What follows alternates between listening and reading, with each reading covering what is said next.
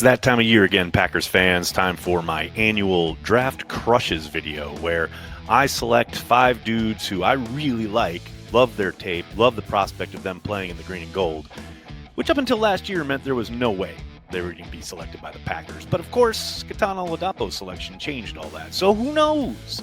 Maybe someone in this group becomes a member of the Green Bay Packers this weekend. Let's take a look. First up, we have Kenneth Grant, who has gone from an unheralded 3-star recruit to a dominant force along Michigan's defensive front, and now he's ready to start terrorizing NFL offenses. There are plenty of defensive tackles to choose from in this class, but I love Grant's potential fit in Green Bay's defense, where he could slide in at nose tackle and most likely spend a year as Kenny Clark's apprentice.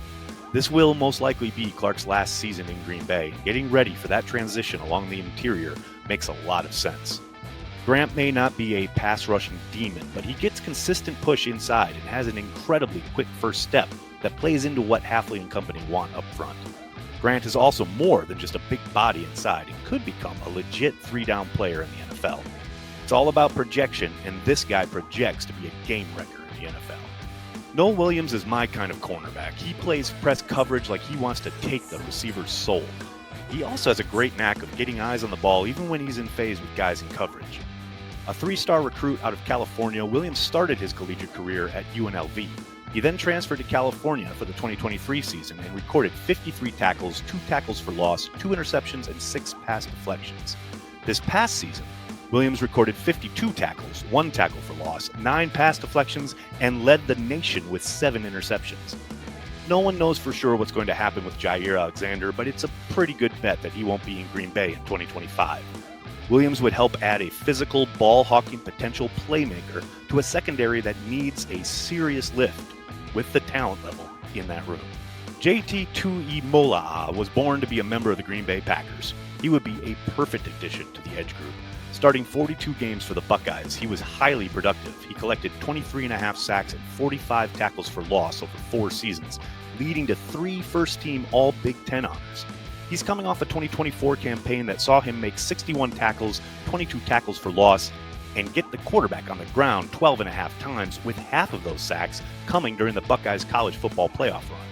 It's wild to me that he's not getting more first-round buzz, but if the Packers were able to land him anywhere on day 2, it would be an absolute steal.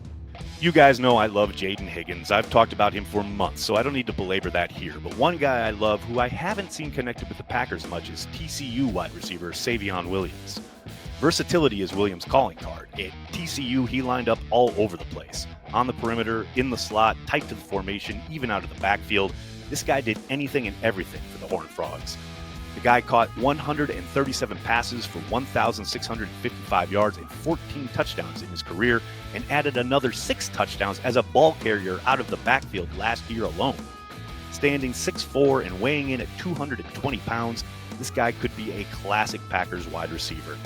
Not completing his athletic testing at the Combine and bowing out of the Senior Bowl may have hurt his draft stock, but if that means the Packers can take him later, I'm all for it.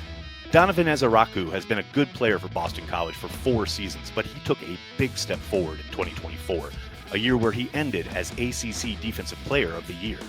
The Ted Hendricks Award winner has alignment versatility and, more importantly, a natural bend that has been missing on the edge of the Packers defense for years.